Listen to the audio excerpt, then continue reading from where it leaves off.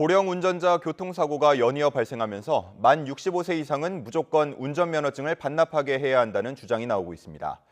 하지만 생계가 걸린 문제인 만큼 다른 대책이 필요하다는 지적도 있습니다. 윤태인 기자의 보도입니다. 9명이 숨지고 7명이 다친 시청역 역주행 사고. 사고 차량 운전자 차모 씨는 급발진을 주장하는 가운데 60대 후반인 차 씨의 나이도 도마에 올랐습니다. 사고 원인 조사는 진행 중이지만 일부에서는 고령자 운전이 불안하다는 목소리가 나오는 겁니다. 그런데 며칠 뒤 70대 운전자가 몰던 차가 어린이집 외벽을 들이받는 사고가 나고 70대 기사가 몰던 택시가 돌진해 차량 넉 대와 보행자 2명을 치는 사고도 일어났습니다. 특히 택시기사는 간이시약 검사에서 마약성 진통제인 모르핀 양성 반응이 나와 논란이 됐습니다.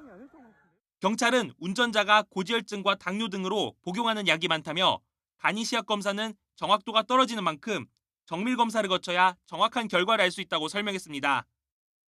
혹시 비정상적인 운행 상태가 약물에 취해서, 그러니까 약이라는 게 꼭 마약이 아니라 그 복용하는 약이 너무 많으면 이게 인체의 인지 능력이라든가 판단 능력을 저하시킬 수 있거든요. 그런 상황인지를 확인하는 과정입니다.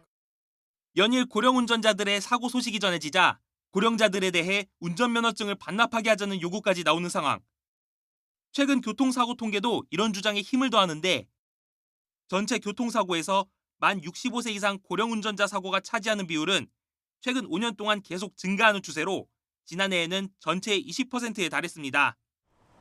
하지만 이동권은 물론 생계도 걸린 문제인 만큼 신중한 접근이 필요하다는 지적입니다.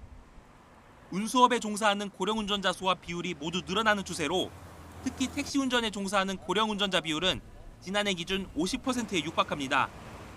고령 운전자라고 해서 운전을 제한하기보다는 최대한 이동권을 보장하면서 특정한 조건에서 운전을 허용해주는 조건부 운전면허 도입이 필요하겠습니다. 또 시력과 청력 위주로 검사하는 65세 이상 운전자에 대한 정기운전 적성 검사를 운전 시 위험성을 미리 찾아낼 수 있게 보완해야 한다는 목소리도 있습니다. YTN 윤태인입니다.